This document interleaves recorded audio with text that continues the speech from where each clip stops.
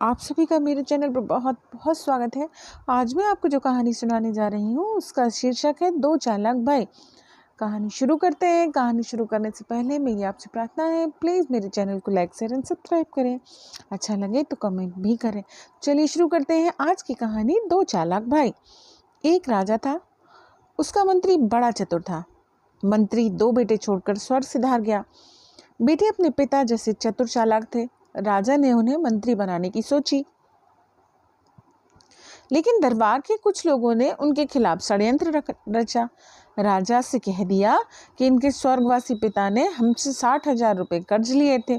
इस पर नए मंत्री ने कहा, जब ये लोग कर्ज ना चुका दें, मंत्री का सम्मानजनक पद इन्हें देना ठीक नहीं। राजा ने मंत्री के बेटे को बुलाकर कर्ज के बारे में पूछा। लड़के बोले, अन्नदाता, हमें तो इसके बारे में कोई जानकारी नहीं, लेकिन जब नए मंत्री ने इसका दावा किया है तो हम जरूर अदा करेंगे। इसके बाद उन्होंने राजा से कोई नौकरी देने की प्रार्थना की। मंत्री ने उन्हें काम देने को तैयार हो गए, पर वह बहुत ही चालाक था। उसने एक को दरबान की नौकरी दी और दूसरे को बाग में माली बना दिया। दोनों भाइयों की जितनी तनख्वाह मिलती वह गुजारे के लिए कम पड़ती थी। कर्ज भुगतान करने के लिए उसके पास कुछ बचता ही नहीं था। यह हालात देखकर एक दिन दोनों भाइयों ने आपस में सलाह की कि कुछ करने का निश्चय किया। अगले दिन जब राजा दरवाजे से गुजर रहे थे तो दरबान भाई ने कहा, अन्नदाता, आपकी दरबार में चतुर आदमियों की कमी नहीं है। अगर कोई मुझे यह बता दे कि संसार में सबसे ऊंची चीज क्या है तो मैं उसका बड़ा एहसान मानूंगा। राजा ने दरबार में पहुंचकर यह सवाल वहां मौजूद मंत्रियों और गुणीजनों से पूछा। किसी ने कहा कि पहाड़ सबसे ऊंचे हैं, कोई धन की शक्ति को सबसे ऊंचा बताने लगा। एक बोला, खेत में बोए गए बीजों का महत्व ही सबसे ऊंचा है। लेकिन इन उत्तरों से राजा को तसल्ली नहीं हुई। दरबारियों को भी ये उत्तर पसंद नहीं आए। उन्हें हर उत्तर में कोई न कोई कसर दिखाई दी। राजा निरुत्तर हो गया। उसने इस बात का ख्याल न किया कि दरबार उसके स्वर्गीय मुख्यमंत्री का बेटा है। उसे बुलाकर कहा कि कोई ऐसा आदमी लाओ जो इस सवाल का जवाब दे सके। दरबान बोला, हुजूर, मेरे विचार से अगर कोई आदमी मेरे सवाल का जवाब दे सकता है तो वह आपके बाग का नया माली है। राजा ने तुरंत माली को बुलवा भेजा। माली आया, उससे सवाल पूछा गया। उसने कहा, हुजूर, संसार में आदमी की जबान सबसे ऊंची होती है।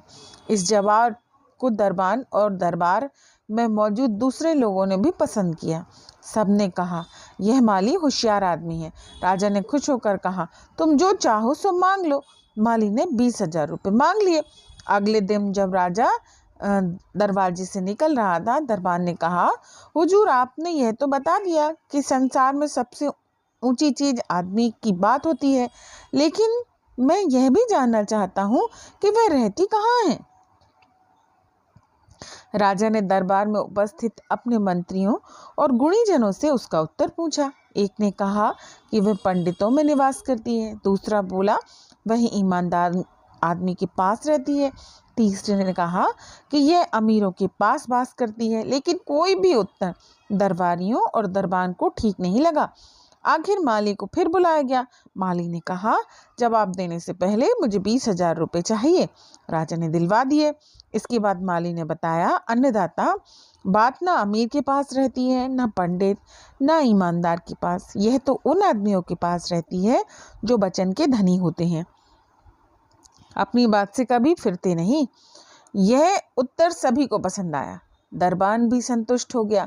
तीसरे दिन जब राजा दरवाजे से गुजर रहा था तो दरबान ने फिर रोक लिया। कहने लगा, हुजूर, मेरे 2 प्रश्नों के उत्तर तो दे दिए आपने।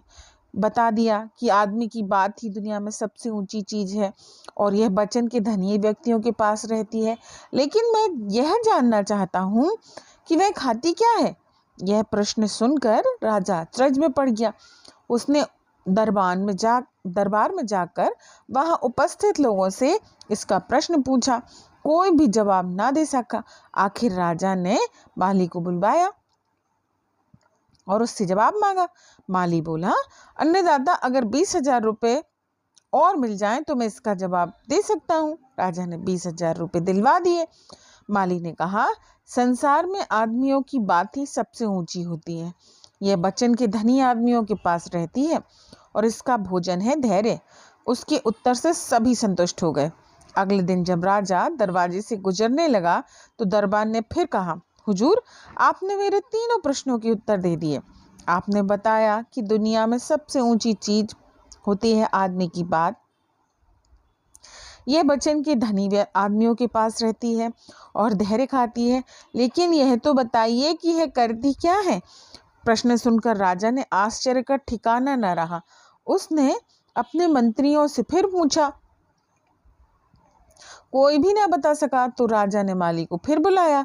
माली ने आकर 60,000 रुपये राजा के सामने रख दिए और बोला, अन्नदाता, हमारे पिता की मृत्यु के बाद मंत्री ने षड्यंत्र कर कर हम पर 60,000 रुपयों का झूठा कर्ज लाद दिया। हमें कोई कर्ज नहीं देना, फिर भी हम चुका रहे हैं। अब मेरी एक ही प्रार्थना है कि मेरे जवाब देने से पहले अपराधी को दंड दिया जाए। राजा ने मंत्री को तुरंत प्राणदंड सुना दिया। इसके बाद माली ने जवाब दिया, अन्नदाता, आदमी की बात संसार में सबसे ऊंची होती है। यह वचन के धनी आदमियों के पास रहती है। धैर्य उसका भोजन है और यह ऐसे ऐसे काम करती है जो धन, बल और बुद्धि से भी नहीं किए जा सकते।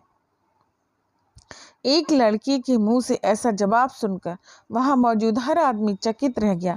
राजा तो इतना खुश हुआ कि उन दोनों भाइयों को उनके स्वर्गीय पिता की जगह मंत्री पद दे दिया। यह थी हमारी कहानी, दो चतुर भाई। मिलते हैं ऐसी ही किसी अगली कहानी में। तब तक के लिए आप सभी को प्रणाम। राधे राधे।